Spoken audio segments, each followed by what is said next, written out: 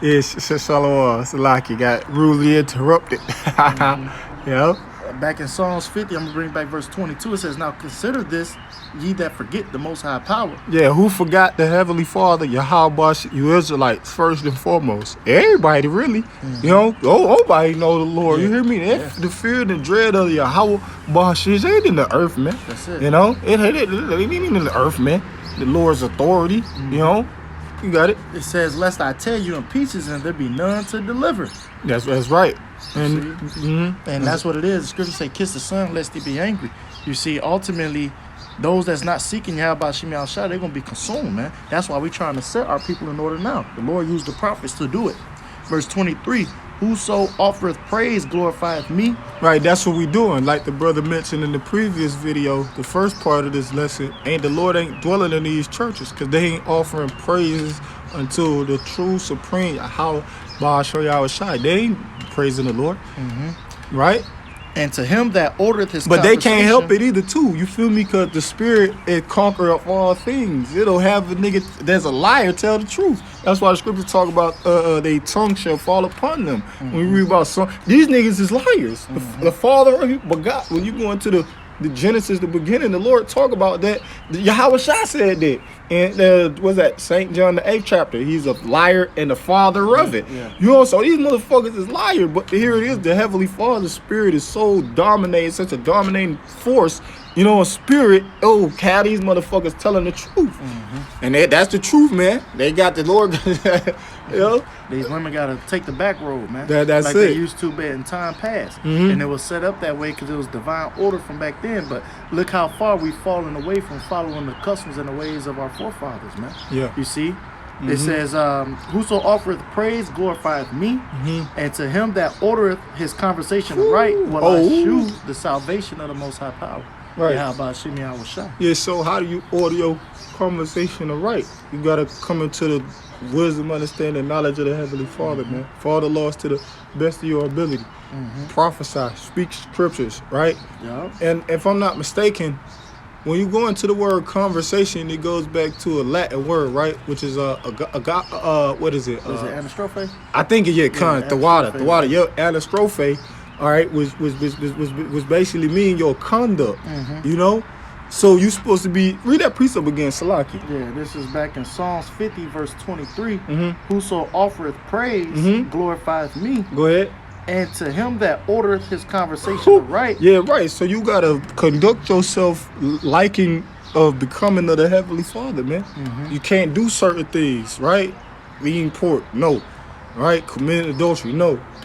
Yep, it said, well, I shew the salvation of the Most High power. Yeah, by Shem Yahushua. Right. Right, because Jake, they give a lot of lip service. That's why, you know, I say actions speak louder than words. That's why you got that saying anyway, because our people do what? They give a lot of lip service. They can act like they having a a holy conversation, but deep down inside, they wicked. Now, the word conversation in the New Testament, they're going to anastrophe. In the Hebrew, it's darak, which it goes into the same thing: manner, habit, way. You know, your direction, your moral character. It says that figuratively, right? Or a course of life. You know, so it's literally on par with the same definition that you were just going into, man. But nonetheless, yeah, you got to change your ways according to the law, statutes, and commandments of Yahweh Shem Yahushua, the things that's pleasing unto Him. So let's go into a little bit of it. This is Titus chapter 2, and I'm gonna start at verse 3. It says, "The aged women, likewise, that they be in behavior as becometh holiness." You see, holy, set apart. You know, Kodash, following that which is right, man. It says, not false accusers. Because if I can say this, you got a lot of women pastors, man. That shit, I'm talking about running the whole congregation, giving out unsound advice and orders, you know. You got the first lady of the church. She thinks she equal to the pastor of the church. She done read the word prophetess in the scripture. She think that's labeling her. Like Yeah, that's out of order, man. You see, and the Heavenly Father's displeased with that, man. Hell, go read Jeremiah the 23rd chapter. That whole chapter is dedicated to, he said, woe unto you pastors that scatter the flock and the sheep of my pasture, man. It says what, though? Back in Titus 2 and 3, the aged women, so the elder women, likewise, that they be in behavior as becometh holiness, not false accusers. Yeah, so that's the position of you aged women, man. You more mature women, right? In the truth and in, you know, and well, really in the truth, because, you know, you could be a seasoned woman because you've been with a man in the truth for a particular amount of time, but aged women, older women, man, right? Yep. It says not. That's your role, Salaki, to guide the young women, to instruct them in righteousness. It goes say that. So you got to instruct the younger women, right? Go ahead. It says not false accusers, not giving too much wine. Don't be lying, right? Yeah, bearing false witness. Yeah. You know, it says not giving them much wine. Yeah, you be getting drunk and shit like that. That's not becoming as a woman of the Heavenly Father, man. Right. Getting all drunk, because women can't really control their spirits like that. No, they can't. They susceptible to those different spirits. That's why a man could do a litany of things dealing with spirits, but with a woman, you taken by that shit. That prime example, that woman that came up missing a couple years back, her name was Kaninka Jenkins, out there in Chicago. She was found in the kitchen, in the freezer. You know what I'm saying? But when they showed the video surveillance, she was pretty much walking and staggering her own way, all the way there, man. You know? So that's a prime example, one of many. It says teachers of good things. You see? So you're supposed to be a teacher of good things. Yeah, you ain't supposed to be teaching a woman to leave a man. That's the type of advice that you know what I'm saying? Yeah. To leave a man, you ain't got to listen to him. That's the type of advice. That's the old way. That's what they're going to tell you with the scriptures. Because they go off, they rule by their emotions. So they're going to say, no, girl, I know that's in the scripture. But they going to make some kind of justification as to why you don't do that.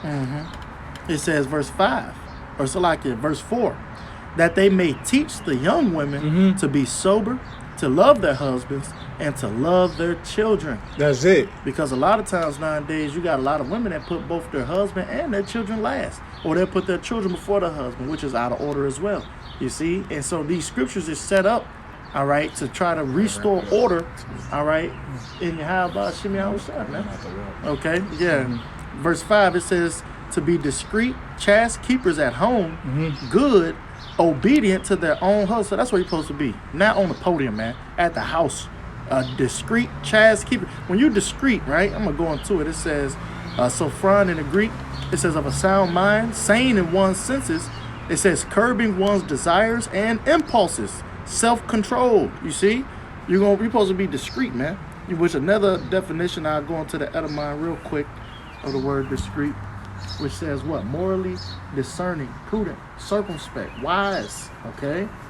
So that's just a few synonyms going into the word discreet. It says to be discreet, chaste keepers at home, good, obedient to their own husbands, that the word of the Most High be not blasphemed. And that's the problem.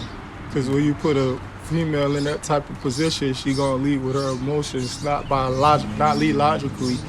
You know what I'm saying? Which the scriptures is full of logic. That's why they beneficial unto us. You know what I'm saying? So that's basically, you know, that's not the position that you're supposed to be in, and you were put on that pedestal by that, and that was a strategic, you know, that wasn't just a mistake. Like, oops, now they on the podium. No, that was all by design, because they know that the main thing about women, they bring what? Confusion. So so you got these niggas that's in a position of that as a pastor, right? And they confusing everybody, but how much more when a female? That's it, exactly. I got one more. This is Salakia. I got you. Here it is. Ecclesiasticus 42 verse 13. For from garments cometh a moth, and from women wickedness.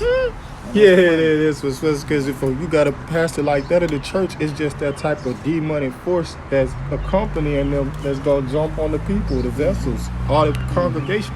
You got adultery, motherfuckers sleep with the pastor. It was one female pastor, she sleep with all the men in the congregation, talking about her box can get spirits off niggas. See? Bro. I seen that. And the apostles been talking about it. That's why they got rid of women out of the congregation years ago. Because back at the old One West school, they always talk about it. It was a whorehouse, man. You know, and I ain't got to go into details. Y'all brothers that's in the know, y'all know what I'm talking about.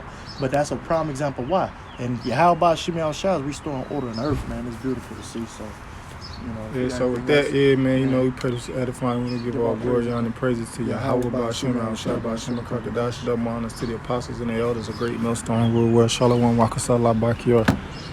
Wafla Baba Shalom.